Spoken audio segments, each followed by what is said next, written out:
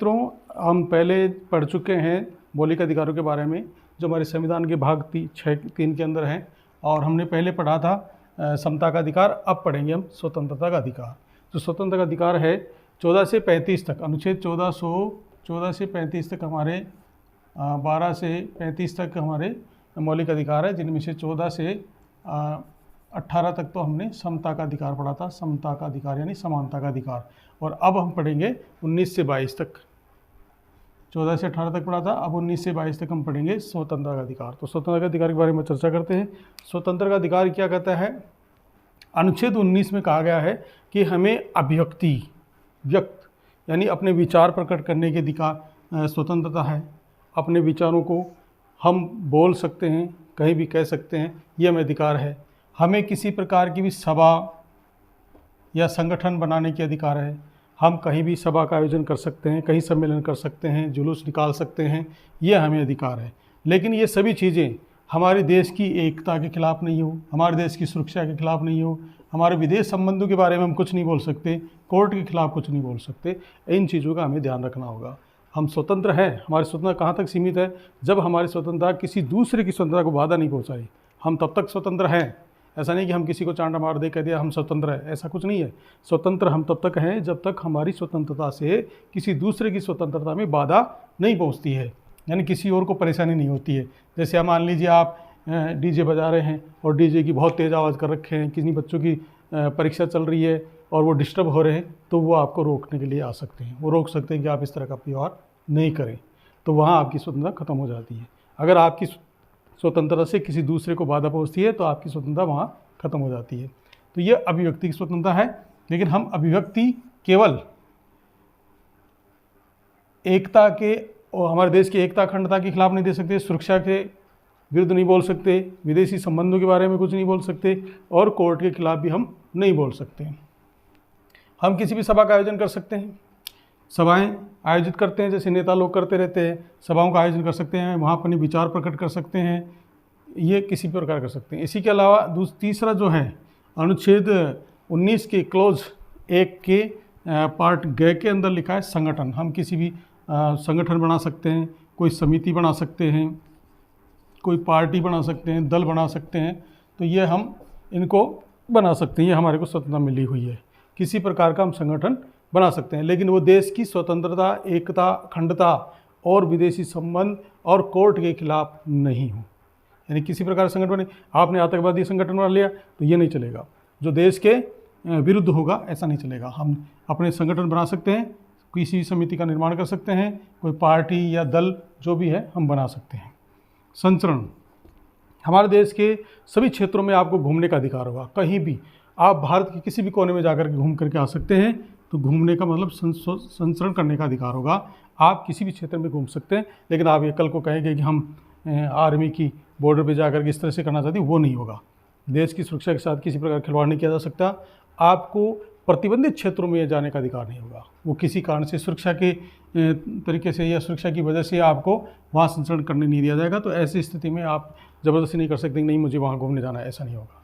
आप भारत के किसी भी राज्य में निवास कर सकते हैं, किसी भी राज्य में निवास कर सकते हैं, यानी कहाँ भी जाकर के आप बस सकते हैं, मकान खरीद सकते हैं, वहाँ रह सकते हैं। इससे पहले जब 370 अनुच्छेद के नहीं हटा था जब जम्मू कश्मीर में, तो उससे पहले क्या था कि हम कश्मीर को छोड़ करके कहीं भी निवास कर सकते थे। लेकिन अब ये अनुच्छेद हटने की वजह से अब हम कहीं भी इसमें निवास कर सकते हैं। भारत के किसी भी कोने में जाकर के हम बस सकते हैं, कहीं भी ज़मीन खरीद करके मकान बना सकते हैं। तो हमें हमारे देश में कहीं भी निवास करने की स्वतंत्रता है।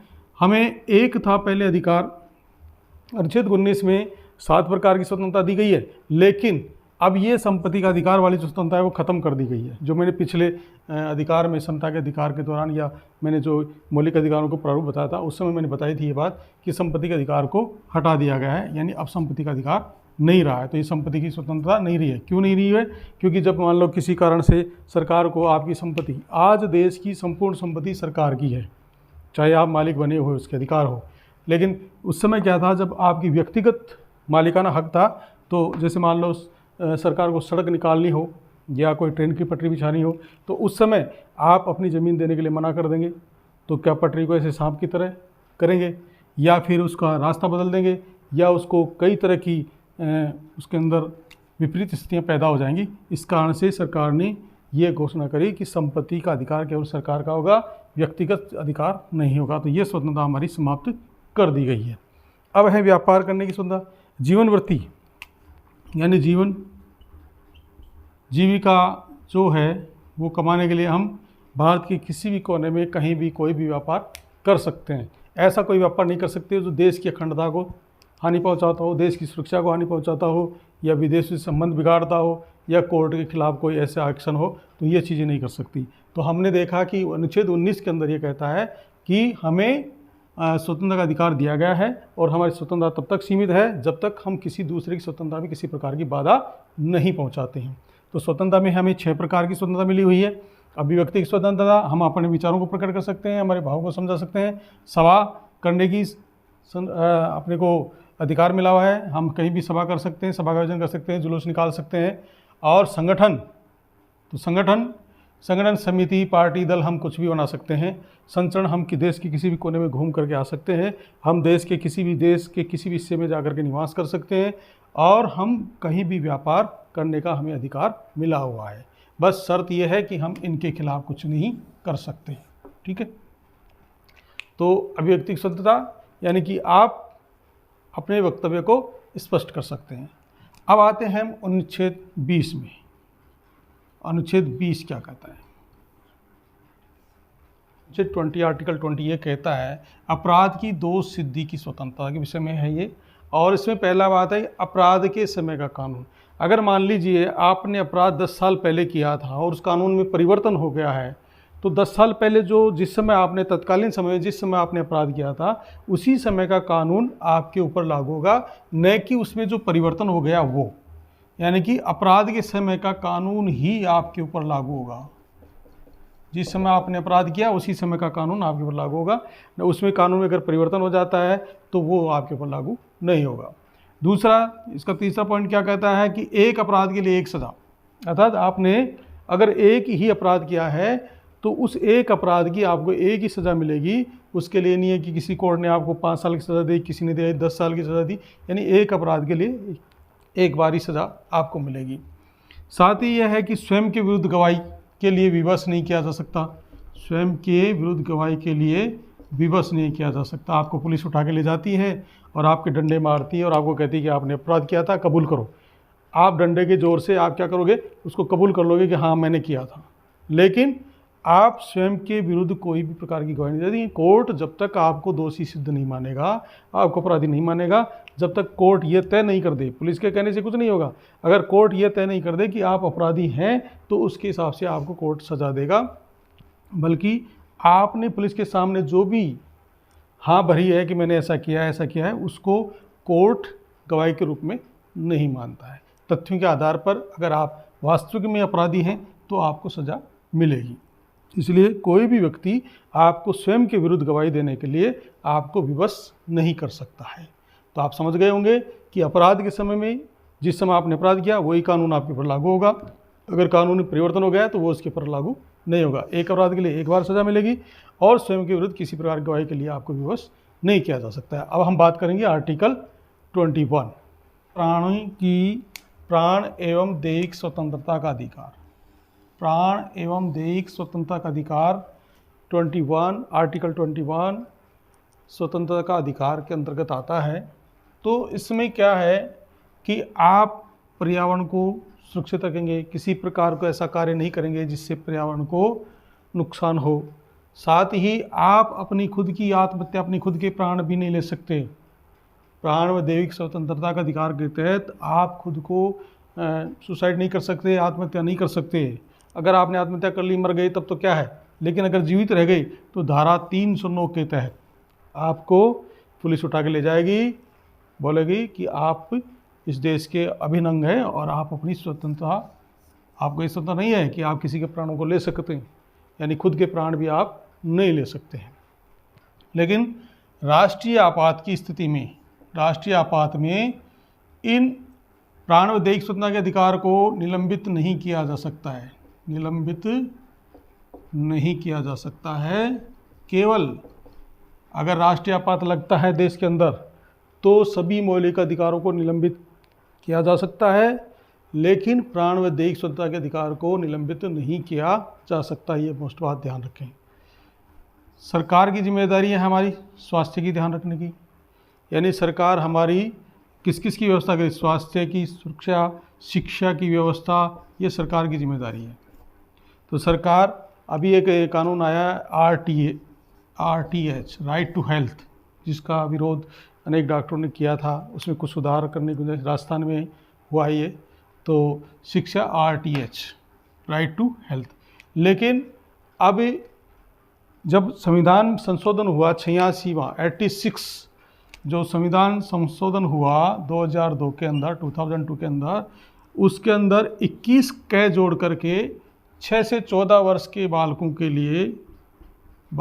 लिए अनिवार्य एवं निःशुल्क शिक्षा, अनिवार्य एवं निःशुल्क शिक्षा का प्रावधान किया गया है।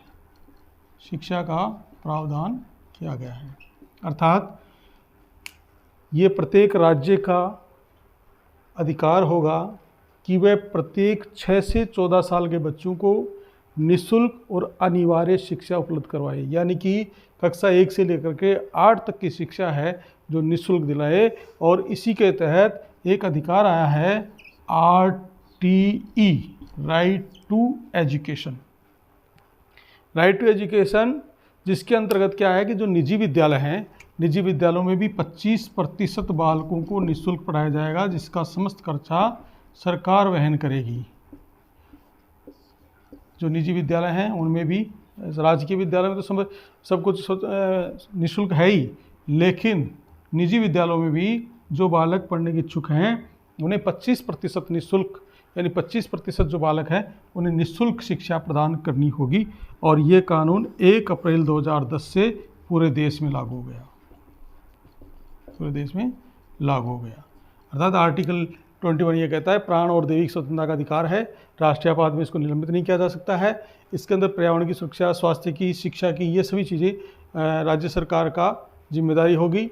कोई व्यक्ति अपनी आत्महत्या भी नहीं कर सकता है, अगर वह आत्महत्या करता है तो उसे 302 के तहत गिरफ्तार किया जाएगा और उसे सजा दी जाएगी। 21 के जो संविधान 86वें संविधान संशोधन 2002 के तहत इसमें जोड़ा गया और इसमें यह कहा गया कि प्रत्येक बालक को 6 से 14 वर्ष तक की शिक्षा जो है निःशुल्क दिया जाएगी, अर्थात कक्षा 1 से 8 तक की शिक्षा निःशुल्क और अनिवार्य रूप से दी जाएगी, यानी कंपलसरी होगा सबके लिए 8 तक का अध्ययन करना, किसी को निःशुल्क। तो आगे हम अब आर्टिकल देखते हैं, आर्टिकल 22, इसके बारे में अब हम चर्चा करते हैं। अब हम बात करते हैं आर्टिकल 22 के बारे में। आर्टिकल 22 जो हमारी गिरफ्तारी से संरक्षण प्रदान करता है। वारंट, जब भी हमें कोई पुलिस हमें किसी अपराध की सूचना के आधार पर अगर हमें पुलिस गिरफ्तार करती है तो हमें सबसे पहले उसको गिरफ्तारी वारंट दिखाना होगा। पुलिस हमें दिखाएगी कि आपका वारंट है और आपको गिरफ्तार किया जा रहा है। गिरफ्तार करने से पहले पुलिस आपको ये भी बताएगी कि आपको किस अपराध के विषय में आपको गिरफ्तार किया जा रहा है, आपने क्या अपराध किया है। तो आप गिरफ्तारी का कारण जान सकते हैं। कारण गिरफ्तारी का आप जान सकते हैं कि किस कारण से मुझे गिरफ्तार किया जा रहा है। गिरफ्तारी का कारण जानने का अधिकार, कारण जानने का अधिकार। साथ ही आपको अगर पुलिस गिरफ्तार करेगी तो वहीं आपका एक अरेस्ट मेमो बनेगा, जो एक स्लिप बनाती है, उसमें आपको गिरफ्तार करने का टाइम लिखती है, कितने बजे, किसके सामने, वो गवाह कौन थे जिनके सामने आपको गिरफ्तार किया गया, क्यों गिरफ्तार किया गया, ये सारी चीज़ें उसमें लिखती है। उसको बोलते हैं अरेस्ट मेमो। अरेस्ट मेमो जो बनता है उसके अंतर्गत सारा विवरण होता है। कई बार पुलिस जो ऐसा बनाती नहीं है, तुरंत उठा के ले जाती है राठौड़ी कार्रवाई के अंतर्गत। लेकिन ये सब अधिकार अगर आप जानकार हैं तो आपको पता होना चाहिए कि आपको पहले तो आपको पुलिस वारंट दिखाएगी, वारंट नहीं है तो आपको गिरफ्तारी का कार्ड बताएगी कि भाई कि इसका विषय में आपको गिरफ्तार कर रहे हैं। अगर पुलिस आपको गिरफ्तार कर ले जाती है तो उसे 24 घंटे के अंदर न्यायालय में उसको पेश करना होगा। गिरफ्तार व्यक्ति को 24 घंटे के अंदर न्यायालय में पेश करना होगा।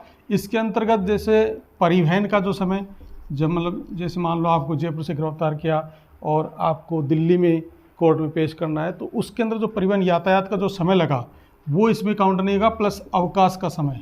जो भी अगर मान लो आपको शनिवार को शाम को गिरफ्तार करते हैं, दूसरे दिन संडे पड़ गया तो कोर्ट नहीं खुलेगा तो आपको वहाँ पेश नहीं किया जा सकेगा। तो जो अवकाश का समय है और परिवहन का जो यातायात में जो लगा समय है वो इसमें काउंट नहीं होगा, अन्यथा बाकी आपको 24 घंटे के अंदर न्यायालय के अंदर मजिस्ट्रेट के समक्ष आपको पेश करना होगा। अगर मान लीजिए किसी महिला को गिरफ्तार किया जाता है, महिला को, तो अगर महिला को गिरफ्तार करते हैं तो उसका एक पारिवारिक सदस्य भी उसके साथ जाएगा और उसे 24 घंटे के अंतर्गत गिरफ्तार न्यायालय में पेश किया जाएगा।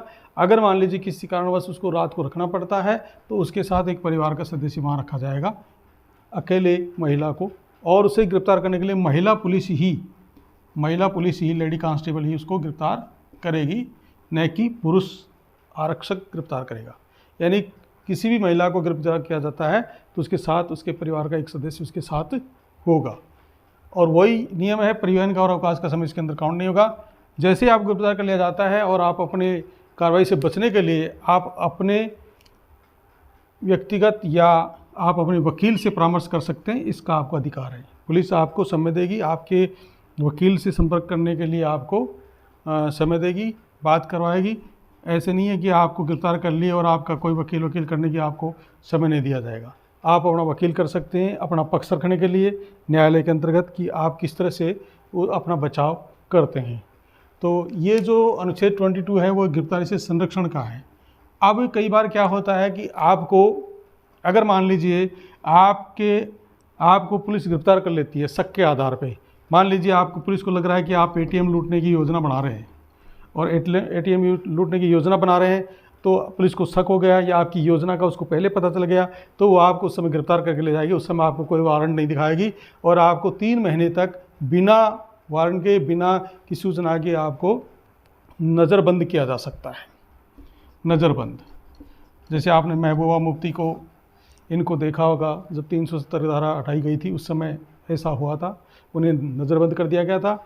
या आपकी वजह से ऐसी संभावना हो कि देश में दंगा फैल सकता है, किसी प्रकार की देश की सुरक्षा में बाधा पहुंच सकती है, या कोई ऐसा देश के प्रति या किसी भी ऐसे सकारात्मक कार्यों के विरुद्ध आपकी वजह से कोई आतंकवाद फैल सकता है, तो ऐसी स्थिति में आपको नज़रबंद किया जा सकता है। आपको उस समय न तो वारंट दिखाया जाएगा, न ही 24 घंटे के अंदर आपको कोर्ट में पेश किया जाएगा और ना ही वकील से परामर्श करने का आपको समय दिया जाएगा। तो ये आप विशेष रूप से ध्यान रखेंगे।